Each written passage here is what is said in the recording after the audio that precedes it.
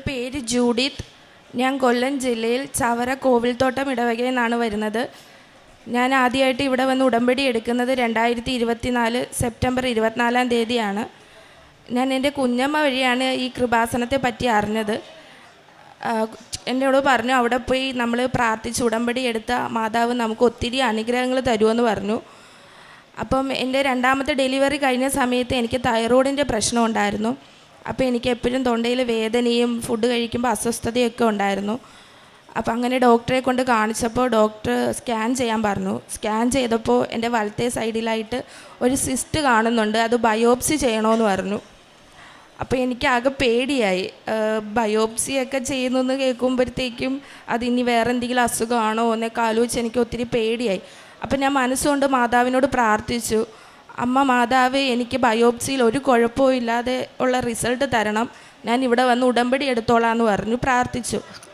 അങ്ങനെ ഞാൻ ബയോപ്സിക്ക് കൊടുത്തിട്ട് അടുത്ത ദിവസം തന്നെ ഇവിടെ വന്ന് ഉടമ്പടി എടുത്തു. ഉടമ്പടി എടുത്ത് 3 ദിവസം കഴിഞ്ഞപ്പോൾ എൻ്റെ റിസൾട്ട് വന്നു. ഞാൻ റിസൾട്ട് കൊണ്ട് ഡോക്ടറെ കാണിച്ചപ്പോൾ ഡോക്ടർ പറഞ്ഞു ബയോപ്സിയിൽ ഒരു കുഴപ്പവും ഇല്ല എന്ന് പറഞ്ഞു. എന്നെ കിടത്തി എൻ്റെ തൊണ്ട ഒന്നുകൂടി സ്കാൻ ചെയ്തപ്പോൾ എനിക്ക് വലത് സൈഡിലായിട്ട് ഉണ്ടെന്ന് പറഞ്ഞ മുഴ പോലും അപ്പോൾ അവിടെ ഇല്ലയെന്ന് പറഞ്ഞു. അങ്ങനെ ഞാൻ നേർച്ച വസ്തുക്കൾ ഞാൻ ഉടമ്പടി എടുത്തതിന് ശേഷം നേർച്ച വസ്തുക്കൾ ഉപയോഗിക്കുമായിരുന്നു. ഞാൻ ഉടമ്പടി തൈലം എപ്പോഴും നെറ്റിയിൽ കുരിശ് വരച്ച് പ്രാർത്ഥിക്കും. വീട്ടിലും എല്ലാവർക്കും നെറ്റിയിൽ കുരിശ് വരച്ച് കൊടുക്കുമായിരുന്നു. ഉപ്പും തേനും ഒക്കെ ഞാൻ എന്നും കഴിക്കുമായിരുന്നു.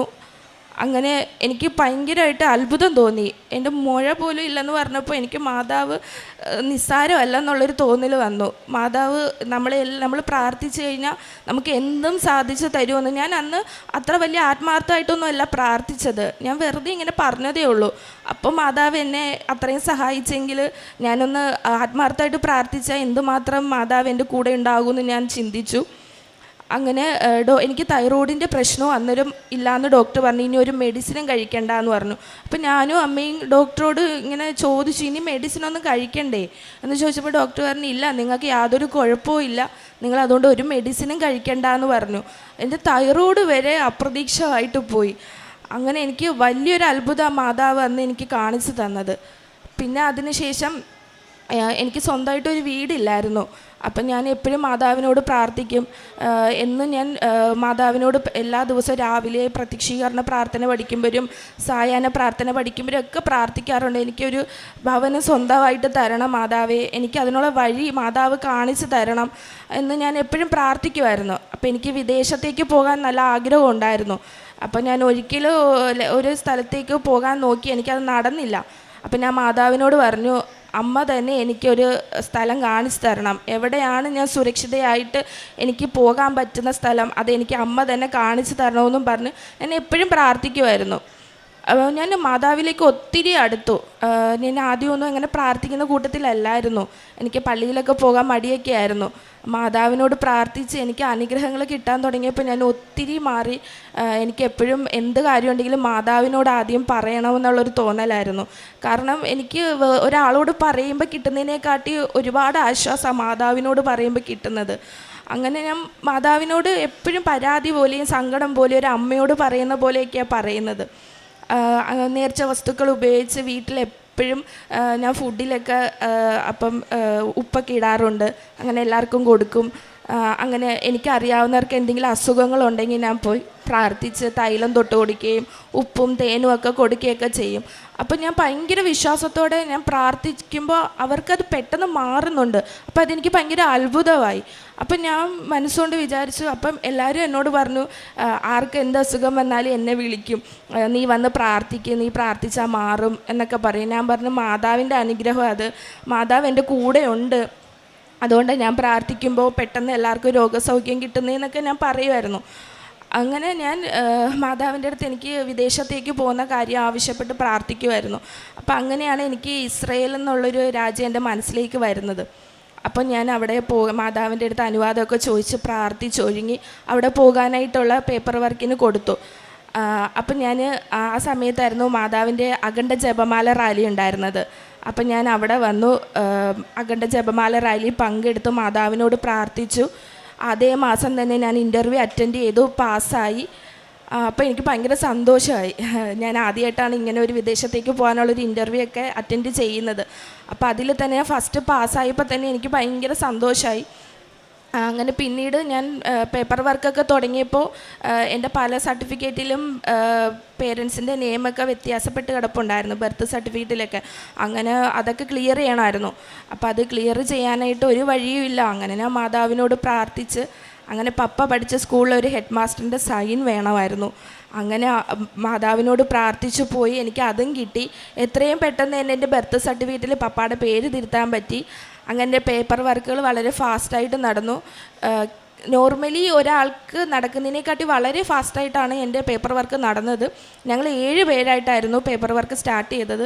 ഞങ്ങൾ 7 പേർക്കും വളരെ ഫാസ്റ്റായിട്ട് പേപ്പർ വർക്കൊക്കെ നടന്നു. അങ്ങനെ ഇരിക്കുമ്പോൾ ഞാൻ ബഹ്റൈനിൽ 1 വർഷത്തോളം ഞാൻ ജോലി ചെയ്തിട്ടുണ്ടായിരുന്നു.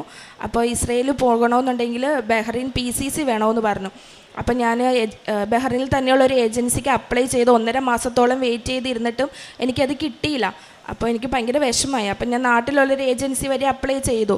അങ്ങനെ ഇരിക്കുമ്പോഴാണ് ഞങ്ങൾക്ക് മുംബൈയിൽ പോകാനുള്ള ഡേറ്റ് കിട്ടുന്നത്. അപ്പോൾ എല്ലാവരും പോവും. അപ്പം എനിക്ക് ഈ PCC കിട്ടാതെ ഞാൻ മുംബൈ പോയിട്ട് യാതൊരു കാര്യവും ഇല്ല. അപ്പം ഞാൻ ഭയങ്കരമായിട്ട് വേദനിച്ചു. എൻ്റെ മനസ്സ് വേദനിച്ചു. ഞാൻ മാതാവിനോട് ഒറ്റയ്ക്ക് റൂമിൽ പോയിരുന്ന് കരഞ്ഞ് പ്രാർത്ഥിച്ചു, മാതാവ് എൻ്റെ കൂടെ പേപ്പർ വർക്ക് സ്റ്റാർട്ട് ചെയ്ത് എല്ലാവരും പോകുമ്പോൾ ഞാൻ മാത്രം ഇവിടെ ഒറ്റയ്ക്കായി പോകും. അതുകൊണ്ട് എനിക്കും പോകണം. അതുകൊണ്ട് എൻ്റെ PCC എനിക്ക് എത്രയും പെട്ടെന്ന് തരണമെന്ന് പറഞ്ഞു. അങ്ങനെ ഞാൻ പ്രാർത്ഥിച്ചു. മാതാവിനോട് ഞാൻ കണ്ണുനീരൊരുക്കി തന്നെ പ്രാർത്ഥിച്ച് അടുത്ത ദിവസം തന്നെ എന്നെ ഏജൻസിയിൽ നിന്ന് വിളിച്ചിട്ട് പറഞ്ഞു, എൻ്റെ PCC റെഡി ആയിട്ടുണ്ട്, നീയും ബാക്കിയുള്ളവരുടെ കൂടെ കയറിക്കോ എന്ന് പറഞ്ഞു. അപ്പോൾ എനിക്ക് എന്ത് പറയണമെന്ന് അറിയത്തില്ല. ഞാൻ അങ്ങ് മരവിച്ചൊരവസ്ഥയായിപ്പോയി. കാരണം ഞാൻ മാതാവിനോട് ചോദിച്ചപ്പോൾ മാതാവ് പെട്ടെന്ന് തന്നെ എനിക്ക് തന്നില്ലേ, അധികം വൈകിപ്പിച്ചില്ല. ഞാൻ അമ്മയോട് പറയും, സഞ്ചാരി അമ്മ, എപ്പോഴും സഞ്ചരിച്ചു പോയി എൻ്റെ പേപ്പർ വർക്കുകളൊക്കെ അമ്മ പെട്ടെന്നാക്കി തരണമെന്ന് ഞാൻ പ്രാർത്ഥിക്കുമായിരുന്നു. അങ്ങനെ എൻ്റെ PCC കയ്യിൽ കിട്ടി. ഞാൻ ബാക്കി ഉള്ളവരുടെ കൂടെ ഞങ്ങൾ മുംബൈയിൽ പോയി അവിടെ ഞങ്ങൾ സ്റ്റേ ചെയ്തിരുന്ന റൂമിൻ്റെ അടുത്ത് തന്നെ കൃപാസന മാതാവിൻ്റെ ഒരു ചാപ്പലുണ്ടായിരുന്നു. അപ്പോൾ എനിക്ക് ഭയങ്കര സന്തോഷമായി. അപ്പം ഞാൻ പോകുമ്പോൾ എനിക്ക് അവിടെ പോയി പ്രാർത്ഥിക്കാൻ പറ്റുന്ന സാഹചര്യം ആയിരിക്കുമോ എന്നൊക്കെ ആലോചിച്ച് ഒരു വിഷമം ഉണ്ടായിരുന്നു. എന്തോ എനിക്ക് അടുത്ത് തന്നെ മാതാവിൻ്റെ രൂപമുള്ള ഒരു ചാപ്പൽ കിട്ടി. പിന്നെ ഞങ്ങളുടെ കൂടെയുള്ള 3 പേര് ഉടമ്പടി എടുത്തിട്ടുള്ളവരായിരുന്നു. അപ്പോൾ എനിക്ക് അതൊക്കെ ആയപ്പോൾ ഭയങ്കര സന്തോഷമായി. ഞങ്ങൾ ഒരുമിച്ച് പോയിരുന്ന മാതാവിൻ്റെ അടുത്ത് പോയി പ്രാർത്ഥിക്കും. രാവിലെ 5:30 എണീറ്റ് പ്രാർത്ഥിക്കും. വൈകിട്ട് പോയിരുന്ന് മുട്ടിൽ നിന്ന് പ്രാർത്ഥിക്കുമായിരുന്നു. അങ്ങനെ ഞങ്ങൾ പ്രാർത്ഥിക്കുന്ന കണ്ട് ഞങ്ങളുടെ കൂടെയുള്ള അക്രൈസ്തവരായിട്ടുള്ളവരും ഞങ്ങളുടെ കൂടെ വന്നിരുന്ന് പ്രാർത്ഥിക്കുമായിരുന്നു. ഞാനപ്പോൾ മാതാവ് എനിക്ക് തന്ന അനുഗ്രഹങ്ങളൊക്കെ അവരോട് പറയുമ്പോൾ അവർക്കും ഭയങ്കര വിശ്വാസമായി. അപ്പോൾ അവർ എൻ്റെ അടുത്ത് വന്നിരുന്ന് പ്രാർത്ഥിക്കും, എന്നോട് ചോദിച്ച് തൈലം മേടിക്കും, ഉപ്പ് വേണമെന്ന് പറയും. അങ്ങനെയൊക്കെ എൻ്റെ അടുത്തുനിന്ന് മേടിക്കുമായിരുന്നു.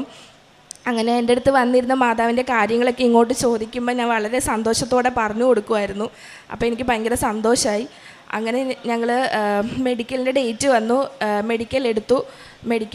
ഞാൻ മെഡിക്കലിന് പോകുന്നതിന് മുന്നേ അമ്മയോട് പ്രാർത്ഥിച്ച് അനുവാദം വാങ്ങിച്ച് എല്ലാവർക്കും, ഞാനുൾപ്പെടെ എല്ലാവർക്കും നെറ്റിയിൽ തൈലം കൊണ്ട് കുരിശ് വരച്ചു കൊടുത്തു, ഉപ്പും തേനും കൊടുത്തു ഒക്കെ ചെയ്തിട്ടാണ് ഞങ്ങൾ മെഡിക്കൽ എടുക്കാൻ പോകുന്നത്. മെഡിക്കൽ എടുത്തു. ആർക്കും ഒരു കുഴപ്പമില്ലാതെ എല്ലാവരും മെഡിക്കൽ പാസ്സായി. അത് കഴിഞ്ഞ് ഞങ്ങൾക്ക് എംബസി ഇൻ്റർവ്യൂവിന് ഡേറ്റ് കിട്ടണമായിരുന്നു. അപ്പോൾ ഡേറ്റ് കിട്ടാതെ ഞങ്ങൾ ഇങ്ങ് വിഷമിച്ചിരുന്നു. അപ്പോൾ വിഷമിച്ചിരുന്നപ്പോൾ ഞാൻ എപ്പോഴും മാതാവിനോട് പറയുമായിരുന്നു, മാതാവ് എന്താ ഞങ്ങൾക്ക് ഡേറ്റ് തരാത്തെ, എന്തെങ്കിലും പ്രാർത്ഥനയിൽ എന്തെങ്കിലും മുടക്കം വന്നോ, എന്തെങ്കിലും കുഴപ്പമുണ്ടോ എന്നൊക്കെ ചോദിക്കുമായിരുന്നു. അപ്പം ഞാൻ മാതാവിനോട് പറഞ്ഞു, ഫെബ്രുവരി 10-ാം തീയതി എൻ്റെ ബർത്ത്ഡേ ആണ്, എനിക്കതിന് ഗിഫ്റ്റായിട്ട് ഞങ്ങൾക്ക് എംബസി ഡേറ്റ് തരണമെന്ന് പറഞ്ഞു. അങ്ങനെ ഞാൻ പ്രാർത്ഥിച്ചു കഴിഞ്ഞ് ഒരു 2 ദിവസത്തിനുള്ളിൽ തന്നെ ഫെബ്രുവരി 9-ാം തീയതി ഞങ്ങളുടെ എംബസി ഇൻ്റർവ്യൂ ആണെന്നും പറഞ്ഞ് മെസ്സേജ് വന്നു. അപ്പോൾ എനിക്ക് ഭയങ്കര സന്തോഷമായി. ഒരു ദിവസം മുന്നേ മാതാവ് എനിക്ക് ആ ഗിഫ്റ്റ് തന്നു. അങ്ങനെ ഞങ്ങൾ എല്ലാവരും പോയി ഇൻ്റർവ്യൂ അറ്റൻഡ് ചെയ്തു. അന്ന് വൈകിട്ട് ഞങ്ങളിൽ 4 പേർക്ക് തന്നെ വിസ സ്റ്റാമ്പ് ചെയ്തു. ഞങ്ങൾ 3 പേർക്ക് സ്റ്റാമ്പ് ചെയ്തില്ല. അപ്പം ഒരു ചെറിയൊരു വിഷമം തോന്നി. എന്നാലും ഞാൻ പറഞ്ഞു, സാരമില്ല, ഇത്രയൊക്കെ ചെയ്ത് തന്ന മാതാവ് അതും തരും എന്ന് പറഞ്ഞ് ഞങ്ങൾ വിശ്വാസത്തോടെ ഇരുന്നു. അങ്ങനെ ഞങ്ങൾ ഇൻ്റർവ്യൂ കഴിഞ്ഞ് ഞങ്ങൾ നാട്ടിലേക്ക് തിരിച്ച് ഞാൻ 12-ാം തീയതിയാണ് നാട്ടിൽ വന്ന് എത്തുന്നത്. 12 അല്ല, 11-ാം തീയതി എത്തിക്കഴിഞ്ഞ ഒരു 10 മിനിറ്റ് കഴിഞ്ഞപ്പോൾ എന്നെ ഏജൻസിയിൽ നിന്ന് വിളിച്ചിട്ട് പറഞ്ഞു, എന്നെ സബ്മിറ്റ് ചെയ്ത പേപ്പറിൽ ഒരു പേപ്പർ മിസ്റ്റേക്ക് ഉണ്ട്, അത് ഞാൻ വീണ്ടും സബ്മിറ്റ് ചെയ്യണം, അല്ലാതെ എനിക്ക് വിസ സ്റ്റാമ്പ് ചെയ്യില്ല എന്ന് പറഞ്ഞു. അപ്പോൾ ഞാൻ ഭയങ്കരമായിട്ട് ഞാൻ കരഞ്ഞു. എനിക്ക് എന്ത് പറയണമെന്നറിയാം. ഞാൻ വീട്ടിൽ വന്ന് കയറിയതേ ഉള്ളൂ. അപ്പോൾ എനിക്കത് കേട്ടപ്പോൾ ഭയങ്കര വിഷമം തോന്നി. കാരണം ഞാൻ സ്റ്റാമ്പിങ്ങിൻ്റെ ലാസ്റ്റ് ഘട്ടം വരെ എത്തിയിട്ട് ആ ഒരു നിമിഷത്തിൽ ഇങ്ങനെ സ്റ്റാമ്പ് ചെയ്യില്ല എന്ന് പറഞ്ഞപ്പോൾ എനിക്ക് ഭയങ്കര വിഷമം തോന്നി. അങ്ങനെ ഞാൻ മാതാവിൻ്റെ അടുത്ത് പോയിരുന്ന് കരഞ്ഞു ഞാൻ. എൻ്റെ മനസ്സ് ഫുള്ളും അസ്വസ്ഥമായിരുന്നു. എന്ത് ചെയ്യണമെന്നറിയാൻ വയ്യ. അപ്പോൾ എൻ്റെ കുഞ്ഞമ്മ എന്നെ വിളിച്ചിട്ട് പറഞ്ഞു, നീ എന്തിനാ വിഷമിക്കുന്നത്? നീ മാതാവിൻ്റെ മോളല്ലേ, നീ മാതാവിനോട് ചോദിക്കും, മാതാവ് നീ ചോദിച്ചതെല്ലാം തന്നിട്ടുണ്ടല്ലോ, പിന്നെ നീ എന്തിനാ വിഷമിക്കുന്നത്? ധൈര്യമായിട്ടിരിക്കും, നീ മാതാവിനോട് ചോദിച്ചാൽ മതി എന്ന് പറഞ്ഞു. അപ്പോൾ എനിക്ക് അതൊക്കെ കേട്ടപ്പോൾ എനിക്ക് മനസ്സിനൊരു ധൈര്യം തോന്നി. ഞാൻ 12-ാം തീയതി രാത്രി, അന്ന് മുതൽ ഞാൻ ഒന്നും കഴിച്ചിട്ടില്ല. ഞാൻ അന്ന് രാത്രി മുഴുവൻ ഉണർന്നിരുന്ന് മാതാവിൻ്റെ അടുത്ത് പ്രാർത്ഥിച്ചു. ഞാൻ എൻ്റെ അമ്മയോട് വാശി പിടിക്കുന്ന പോലെ ഞാൻ മാതാവിൻ്റെ അടുത്ത് വാശി പിടിച്ച് പറഞ്ഞു, അമ്മ, മാതാവ് എനിക്ക് മാത്രം സ്റ്റാമ്പ് ചെയ്ത് തരാത്തത് എന്താ? ഞാൻ അമ്മയോട് എല്ലാ കാര്യങ്ങളും പറയുന്നതല്ലേ. എന്തെങ്കിലും കുറവുകൾ എൻ്റെ ഭാഗത്തുനിന്ന് വന്നു പോയിട്ടുണ്ടെങ്കിൽ എനിക്ക് മാപ്പ് താ. ഞാൻ ഇനി അമ്മയോട് ചേർന്ന് എൻ്റെ അമ്മയുടെ മോളായിട്ട് ജീവിച്ചോളാമെന്ന് പറഞ്ഞ് ഞാൻ അമ്മയടുത്ത് പ്രാർത്ഥിച്ച് എനിക്ക് ഉറക്കം വരുന്നില്ല. ഞാൻ കുറേ നേരം ഇരുന്ന് ബൈബിള് വായിക്കുമ്പോഴൊക്കെ എനിക്ക് ആശ്വാസം കിട്ടുന്ന വചനങ്ങളായിരുന്നു കിട്ടിക്കൊണ്ടിരുന്നത്. എന്നിട്ട് ഞാൻ അമ്മയുടെ രൂപത്തിലോട്ട് നോക്കിയിട്ട് പറഞ്ഞു, അമ്മ എനിക്കിത് തരണം. അമ്മ സഞ്ചാരി മാതാവ് ഇപ്പം തന്നെ പോയി എംബസിയിൽ നിന്ന് എൻ്റെ പാസ്പോർട്ട് എടുത്ത് സ്റ്റാമ്പ് ചെയ്യുന്നിടത്ത് കൊണ്ട് വെക്കണം. എനിക്ക് നാളെ എനിക്ക് സന്തോഷ വാർത്ത തരണം. എനിക്ക് സന്തോഷം എൻ്റെ വിസ സ്റ്റാമ്പ് ചെയ്യുന്നത് കേൾക്കുന്നതാണ്. എനിക്ക് അത് തന്നെ വേണം, എനിക്ക് ആ സന്തോഷം തന്നെ വേണം. അമ്മ പോയേ പറ്റത്തുള്ളൂ, എനിക്കിത് ചെയ്ത് തരണം. ഞാൻ ഇനി ഡേറ്റ് ഇടത്തില്ല, എനിക്ക് നാളെ തന്നെ വേണമെന്ന് പറഞ്ഞു. അല്ലാതെ ഇനി എനിക്ക് ഡേറ്റ് നീട്ടിക്കൊണ്ട് പോകാനില്ല, എനിക്ക് നാളെ തന്നെ വേണം. എനിക്ക് ഞങ്ങളുടെ എല്ലാവരുടെയും കൂടെ തന്നെ എനിക്ക് ഒരുമിച്ച് ഇവിടുന്ന് പോകണമെന്ന് പറഞ്ഞു. അങ്ങനെ ഞാൻ ഒത്തിരി നേരം മാതാവിനോട് കരഞ്ഞ് വാശി പിടിച്ച് പ്രാർത്ഥിച്ചു. എന്നിട്ട് ഞാൻ വെഞ്ചരിച്ച നേർച്ച വസ്തുവിൽ ഉപ്പെടുത്ത് ഞാൻ എൻ്റെ ഫോണിൽ കുരിശ് വരച്ചിട്ട് എൻ്റെ ഫോണെടുത്ത് എൻ്റെ സ്റ്റാറ്റസ് എന്താണെന്നുള്ളത് നോക്കി. അപ്പോഴും എംബസിയിൽ തന്നെയാണെന്നാണ് കണ്ടത്. അപ്പം ഞാൻ പറഞ്ഞു, സാരമില്ല, സമയമുണ്ടല്ലോ, ഞാൻ നാളത്തേക്കല്ലേ ചോദിച്ചത്, അന്നേരത്തേക്ക് എനിക്ക് തന്നാൽ മതി എന്ന് പറഞ്ഞിട്ട് ഞാൻ പ്രാർത്ഥിച്ച് പുറത്തേക്ക് ഇറങ്ങി. അമ്മയായിട്ടൊക്കെ ഇരുന്ന് സംസാരിച്ചു. വീണ്ടും റൂമിൽ കിടക്കാൻ കയറിയപ്പോഴും ഒത്തിരി നേരം ഇരുന്ന് പ്രാർത്ഥിച്ചു. ഏകദേശം ഞാൻ വെളുപ്പിനൊരു 4 മണിയോളമായി ഉറങ്ങിയപ്പോൾ. അത്രയും നേരം ഇരുന്ന് പ്രാർത്ഥിച്ച് പിറ്റേ ദിവസം ഞാനും അമ്മയും കൂടി ഈ പേപ്പറിന് വേണ്ടിയിട്ടുള്ള കാര്യത്തിന് പോയി. അത് നടക്കത്തില്ലെന്ന് മനസ്സിലായി. അങ്ങനെ തിരിച്ച് വരുന്ന വഴിക്ക് ഞാൻ ഏജൻസിയിൽ ഒരു മെസ്സേജ് അയച്ചു. എനിക്ക് ഈ ഡോക്യുമെൻ്റ് സബ്മിറ്റ് ചെയ്യാൻ എത്ര ദിവസം സമയമുണ്ടെന്ന് ചോദിച്ചപ്പം അവരെനിക്ക് റിപ്ലൈ തന്നു, ഇനി ആ ഡോക്യുമെൻറ്റ്സിൻ്റെ ആവശ്യമില്ല, നിങ്ങളുടെ വിസ സ്റ്റാമ്പ് ചെയ്തു എന്നും പറഞ്ഞിട്ട് എനിക്കെൻ്റെ വിസ അവർ ഇട്ട് തന്നു. എനിക്കപ്പോൾ എന്ത് ചെയ്യണമെന്ന് അറിഞ്ഞൂടെ. ഞാൻ എൻ്റെ അമ്മയും കൂടി പൊട്ടിക്കരഞ്ഞു അന്നേരം. കാരണം ഇതിന് വേണ്ടിയിട്ട് ഒത്തിരി കിടന്ന് ഓടിയിട്ടുണ്ടായിരുന്നു, കഷ്ടപ്പെട്ടിട്ടുണ്ടായിരുന്നു. അങ്ങനെ അവസാന നിമിഷം പോകുമെന്ന് ആലോചിച്ച് ഒത്തിരി വേദനയായിരുന്നു. അത് കണ്ടപ്പോൾ എനിക്ക് വിശ്വസിക്കാൻ പറ്റില്ല. ഞാനും അമ്മയും കൂടി റോട്ടിൽ നിന്ന് കരഞ്ഞു. അവിടുന്ന് അതിൻ്റെ തൊട്ട് പിറകെ തന്നെ ടിക്കറ്റ് വിട്ടു തന്നു. 25-ാം തീയതിയാണ് എനിക്ക് ഡേറ്റ് വന്നിരിക്കുന്നത്. 25-ാം തീയതി ഞാൻ ഇവിടുന്ന് പോവുകയാണ്, എൻ്റെ സ്വപ്നഭൂമിയിലേക്ക് പോവുകയാണ്. എൻ്റെ മാതാവ് എന്നെ കൈപിടിച്ച് കൊണ്ടുപോവുകയാണ് അങ്ങോട്ടേക്ക്. പിന്നെ ഞാൻ പ്രേക്ഷിത പ്രവർത്തനമായിട്ട് ഞാൻ എല്ലാ മാസവും ഇവിടെ വന്ന് പത്രം വാങ്ങിച്ച് ഹോസ്പിറ്റലുകളിൽ കൊണ്ടുപോയി കൊടുക്കാറുണ്ടായിരുന്നു. അവിടെയുള്ള രോഗികളെ പോയി കാണുകയും അവർക്ക് ഞാൻ ആശ്വാസവാക്ക് പറഞ്ഞു കൊടുക്കുകയും മാതാവിനെ പറ്റിയുള്ള കാര്യങ്ങൾ പറഞ്ഞു കൊടുത്ത്, തൈലം കൊണ്ട് നെറ്റിയിൽ കുരിശ് വരച്ചു കൊടുത്ത്, നേർച്ച വസ്തുക്കൾ കൊടുത്തൊക്കെ ഞാൻ അവരുടെ അടുത്ത് ഒത്തിരി നേരം സംസാരിക്കാറുണ്ടായിരുന്നു. പിന്നെ വഴിയോരങ്ങളിലൊക്കെ കാണുന്ന പാവപ്പെട്ടവർക്ക് ഞാൻ എന്നാലാവുന്ന രീതിയിൽ ഫുഡ് വാങ്ങി കൊടുക്കുകയും എന്തെങ്കിലും എൻ്റെ കയ്യിൽ പൈസ ഉണ്ടെങ്കിൽ ഞാൻ കൊടുക്കുകയൊക്കെ ചെയ്യുമായിരുന്നു. പിന്നെ ഇടയ്ക്ക് ഞാൻ എൻ്റെ വീട്ടിൽ തന്നെ ഫുഡ് ഉണ്ടാക്കി പൊതിച്ചോറാക്കി വഴിയോരങ്ങളിൽ ഇരിക്കുന്നവർക്ക് കൊണ്ട് കൊടുക്കും. പിന്നെ എനിക്ക് ഈ ഉടമ്പടി എടുത്തപ്പോൾ ഞാൻ ആദ്യം വെച്ച നിയോഗം എന്ന് പറഞ്ഞാൽ എനിക്ക് ആത്മീയമായിട്ട് വളരണമെന്നായിരുന്നു. അതെനിക്ക് സാധിച്ചു. കാരണം ഈശോ എന്താണ്, അമ്മ എന്താണെന്നൊന്നും എനിക്ക് അങ്ങനെ അറിയത്തില്ലായിരുന്നു. ഇപ്പം എൻ്റെ അമ്മ എന്താണെന്നും ഈശോ എന്താണെന്നും ഞാൻ വളരെ അധികം അറിഞ്ഞിട്ട് നിൽക്കുന്ന ഒരു വ്യക്തിയാണ്. എൻ്റെ ജീവിതത്തിൽ ഇനി എനിക്ക് ഇതിൽ കൂടുതലൊരു സമ്മാനം ഇനി മാതാവ് തരാനില്ല. അതുകൊണ്ട് ഞാൻ വളരെ ഹാപ്പിയാണ്. അതുകൊണ്ട് ഞാനിത് അമ്മയ്ക്കും ഈശോയ്ക്കും ഒരുപാട് തീരാത്ത കൊടി നന്ദി ഞാൻ അർപ്പിക്കുകയാണ്. ജ്യോതിത്തിൻ്റെ പുസ്തകം 138-ാം സങ്കീർത്തനം 3-ാം തിരുവചനം. അങ്ങയുടെ നാമവും വാഗ്ദാനവും അത്യുന്നതമാണ്. ഞാൻ വിളിച്ചപേക്ഷിച്ച നാളിൽ അവിടുന്ന് എനിക്ക് ഉത്തരമരുളി. അവിടുന്ന് എൻ്റെ ആത്മാവിൽ ധൈര്യം പകർന്ന് എന്നെ ശക്തിപ്പെടുത്തി. ജൂദിത്ത് എന്ന ഈ സഹോദരി വളരെ ആത്മാർത്ഥമായ ഒരു പ്രത്യക്ഷീകരണ സാക്ഷ്യമാണ് നമ്മോട് ഏറ്റുപറഞ്ഞത്, ഇവിടെ അൾത്താരയിൽ ഏറ്റുപറഞ്ഞത്. മകളുടെ വലിയ ഒരുപാട് ദിനത്തിൻ്റെ പ്രാർത്ഥനയുടെയും പരിത്യാഗത്തിൻ്റെയും ഫലമായി ഈശോ നൽകിയ ഒരു ഫസ്റ്റ് ഇൻസ്റ്റാൾമെൻ്റ് എന്ന പോലെ മകൾക്ക് നൽകിയ വലിയ സമ്മാനമാണ് ഇസ്രായേലിലേക്കുള്ള വിസയും. അതുപോലെ തന്നെ മകളുടെ തൊണ്ടയിലുണ്ടായിരുന്ന ഒരു വലിയ മുഴ നേർച്ച വസ്തുക്കളുടെ ഉപയോഗം മൂലം മാത്രം അപ്രത്യക്ഷമായ വലിയ അത്ഭുതങ്ങളാണ് ഈ മകൾക്ക് വേണ്ടി ചെയ്തത്. കൃത്യമായി നമുക്ക് മനസ്സിലാകുന്നത് ഇത് ഈ മകൾക്ക് ഇസ്രായേലിലേക്ക് വളരെ സങ്കടത്തോടുകൂടി പ്രാർത്ഥിച്ചപ്പോൾ സമയച്ചുരുക്കത്തിൻ്റെ അമ്മയാണ് എല്ലാ കാര്യങ്ങളും ക്രമീകരിച്ചുകൊണ്ട് not by merit but by grace എന്ന അടിസ്ഥാനത്തിൽ ഈ മകൾക്ക് ഇന്ന് വിസ നൽകി.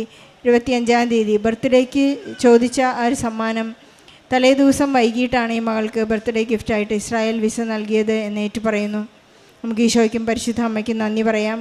അഖണ്ഡ ജപമാലയിൽ പങ്കെടുത്ത് പ്രാർത്ഥിക്കുകയും അങ്ങനെ ഈശോയെ സ്നേഹിക്കുന്ന ഒരുപാട് കാര്യങ്ങൾ ഈ മകൾ ചെയ്യുകയും ചെയ്തപ്പോൾ ഞാനൊരു മിഷണറിയായി ഇസ്രായേലിലേക്ക് പോകുന്നു എന്നൊരു വലിയ ഉറപ്പോടുകൂടിയാണ് ഈ മകൾ ഇന്ന് പോകുന്നത്. ബഹുമാനപ്പെട്ട ജോസഫ് അച്ഛൻ നമ്മെ ഓർമ്മിപ്പിക്കുന്നത് ഒന്നു മാത്രമാണ്, നമുക്ക് എപ്പോഴെല്ലാം ഉത്തരവാദിത്വമുള്ള ഒരു ഗിഫ്റ്റ് ഈശോയിൽ നിന്ന് കിട്ടിയോ അതെല്ലാം നമുക്ക് ഈശോ ക്രിസ്തു കൈമാറ്റം നടത്തുവാനും ക്രിസ്തുവിനിൽ രൂപപ്പെടുവാനും വേണ്ടിയുള്ള വലിയ അനുഗ്രഹത്തിൻ്റെ പാതകൾ തുറന്നു കിട്ടുന്നതാണെന്ന് അച്ഛൻ നമ്മെ ഓർമ്മിപ്പിക്കാറുണ്ട്.